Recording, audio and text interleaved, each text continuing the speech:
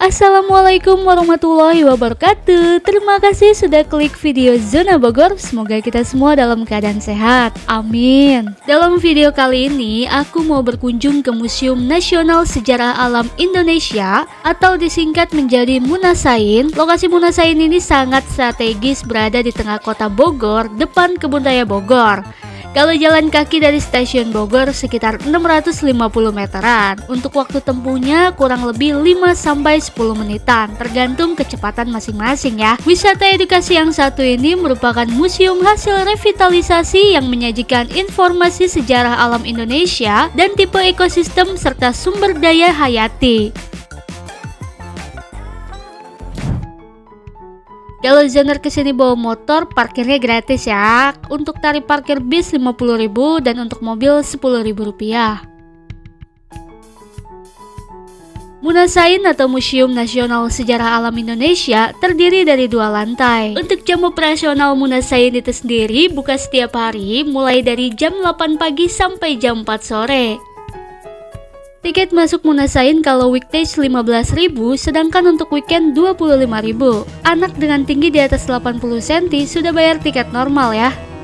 Museum Nasional Sejarah Alam Indonesia dulunya bernama Museum Etnobotani Indonesia, yang merupakan sebuah museum di kota Bogor yang menyimpan koleksi dan penjelasan terkait hubungan berbagai tumbuhan dan etnografi, khususnya di wilayah Indonesia. Museum Etnobotani diresmikan oleh Profesor Dr. B.J. Habibie pada tahun 1982.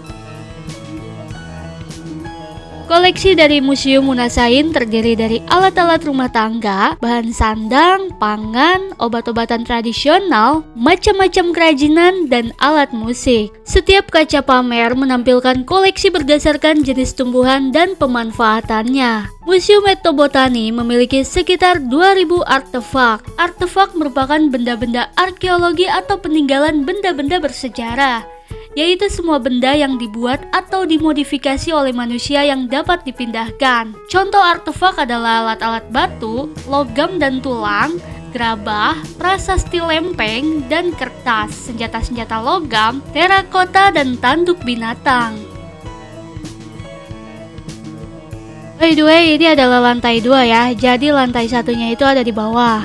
Foto ini adalah Profesor Kusnoto. Beliau adalah direktur pertama Kebun Raya Indonesia pada tahun 1949 sampai 1959. Kemudian ada Dr. Sampurno sebagai Kepala Museum Zoologi, dan masih banyak juga tokoh hebat lainnya. Museum Munasain ini tuh cocok banget buat zoner yang sangat suka dengan sejarah. Pokoknya baca sejarah itu emang seseru itu sih, apalagi tempat ini tuh didesain dengan modern, jadi nggak ngebosenin gitu. Sekarang kita masuk ke dalam ruang tempo dulu. Ini seperti ruang kerja ya, ada meja kerja, berbagai jenis buku pengetahuan. Lalu di sini juga ada berbagai alat penelitian dan berbagai macam contoh simplicia. Jadi simplicia adalah bahan alamiah yang digunakan sebagai obat yang belum mengalami pengolahan apapun.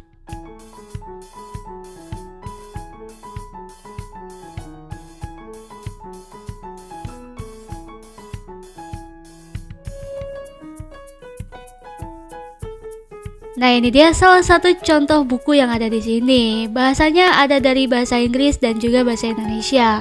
Buat yang suka membaca, kayaknya di sini adalah surganya sih. Selanjutnya di sebelah sini menceritakan sejarah alam dan kehidupan manusia. Mulai dari posisi bumi dalam jagat raya, lalu ditulis juga di sini mengenai terbentuknya benua dan juga samudra. Lalu di sebelahnya tertulis juga pengetahuan mengenai alam purbakala.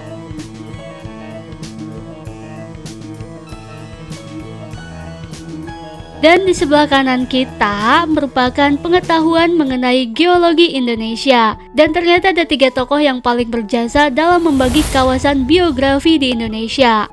Lalu di sini terdapat juga replika bunga bangkai, dan ternyata bunga bangkai itu ditemukan pertama kali di Sumatera Barat di kawasan air terjun Lembah Anai pada tahun 1878 oleh seorang botanis yang bernama Dr. Odoardo Beccari. Padahal tadinya aku pikir bunga bangkai itu ditemukan pertama kali di kebun raya, ternyata aku salah. Selanjutnya di ruangan sebelah sini ada kaca pamer yang menampilkan kehidupan prasejarah manusia purba pada zaman dahulu.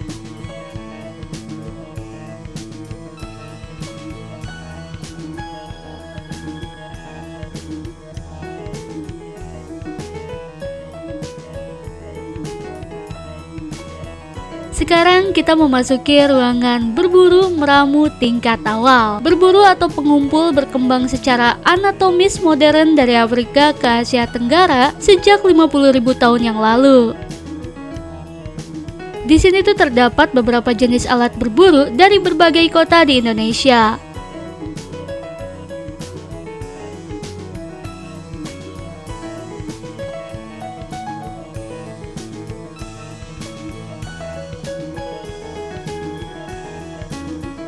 Lalu di ruangan selanjutnya menceritakan pengetahuan mengenai pertanian, perkebunan, dan persawahan.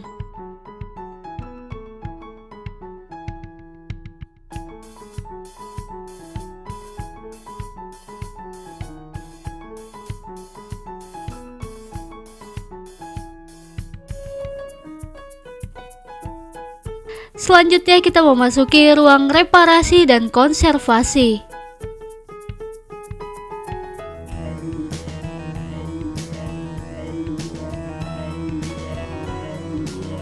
Selanjutnya di ruangan sebelah sini banyak berbagai informasi menarik dari mulai asal-muasal menciptakannya sebuah warna, lalu ada bahan dasar kerajinan dari tumbuhan, dan ada juga ilustrasi lawas atau dokumentasi foto pada zaman dahulu terkait flora di Indonesia.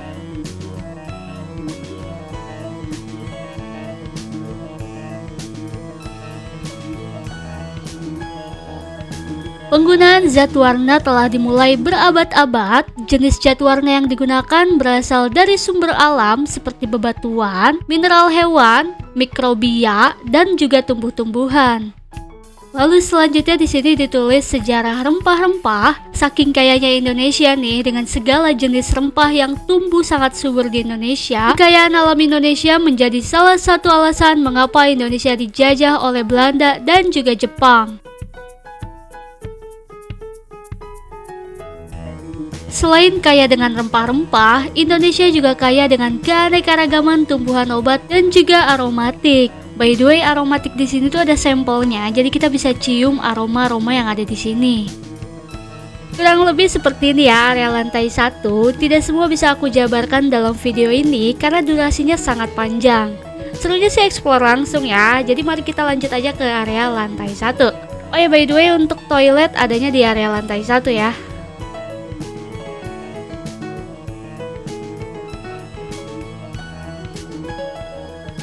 Ya udah, yuk kita masuk ke area lantai 1. Di lantai 1 ini diisi dengan berbagai macam kaca pamer artefak dari berbagai daerah di Indonesia. Ada juga berbagai batu fosil dan beraneka ragam benda bersejarah lainnya. By the way, aku datang ke sini tuh hari Sabtu sekitar jam 9-an dan aku tuh pengunjung pertama. Untungnya tuh aku barengan sama rombongan study tour, jadi nggak terlalu spooky banget lah ya. Lalu sebelah sini banyak sekali berbagai jenis fosil dari hewan maupun tumbuhan zaman purba.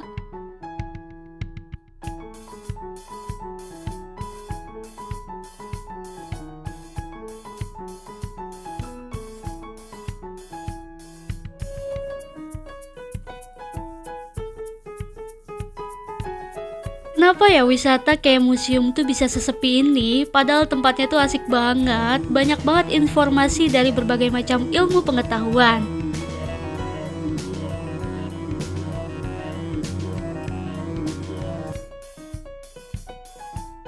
Aku tunjukin salah satu kaca pamer yang ada di sini ya. Ini salah satunya Pura Hindu Bali.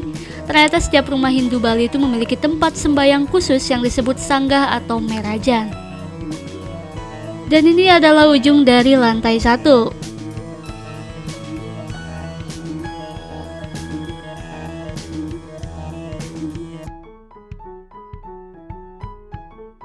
Di lantai 1 terdapat juga bangku untuk beristirahat dan disediakan juga satu buah congklak untuk bermain. Tapi biji congklaknya juga nggak ada sih.